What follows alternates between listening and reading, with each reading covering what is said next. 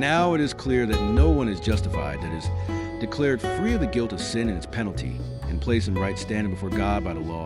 For the righteous, the just, the upright, shall live by faith.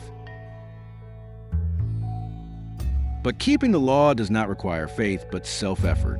For the law teaches, if you practice the principles of law, you must follow all of them. Yet Christ paid the full price to set us free from the curse of the law. He absorbed the curse completely as he became a curse in our place. For it is written, everyone who is hung upon a tree is cursed. Jesus Christ dissolved the curse from our lives, so that in him all the blessings of Abraham can be poured out upon Gentiles. And now through faith we receive the promised Holy Spirit who lives in us.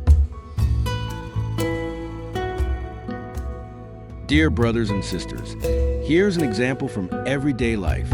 Just as no one can set aside or amend an irrevocable agreement, so it is in this case.